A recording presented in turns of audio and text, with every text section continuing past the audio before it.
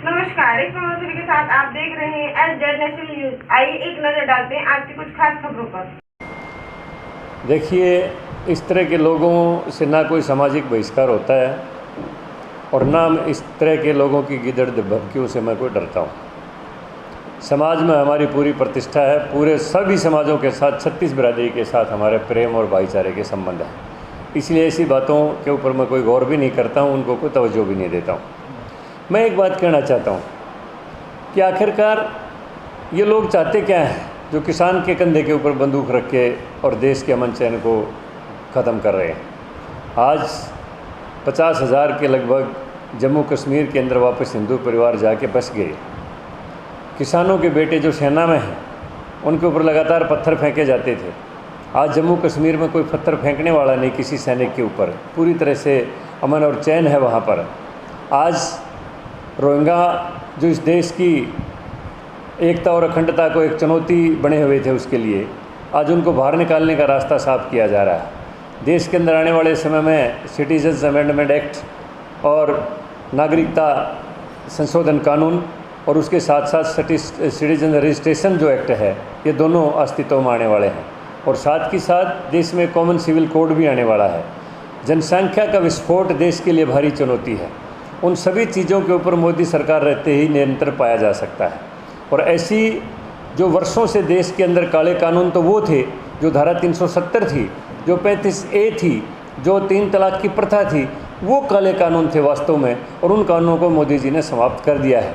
ऐसे लोग उन काले कानूनों से ध्यान हटाने के लिए किसान का और देश की जनता का कृषि कानूनों को काले कानून बता रहे हैं, ताकि देश की जनता का उन काले कानूनों से ध्यान हट जाए जो मोदी जी ने समाप्त किए हैं और आने वाले समय में जो समाप्त करने वाले हैं।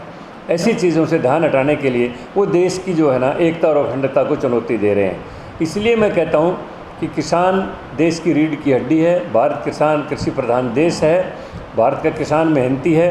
कभी 40 करोड़ देश की आबादी थी तो हमें बाहर से आयात करना पड़ता था अनाज। आज 140 करोड़ की आबादी के बाद भी हमारे पास सरप्लस में अनाज है।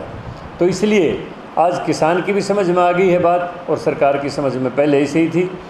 अब जो लोग ये कह रहे थे कि MSP को कानून बना दो, एक गारंटी दे दो MSP की, अब उनको ये समझना चाहिए कि जो कानून बनता है वो सबके लिए बराबर बनता है।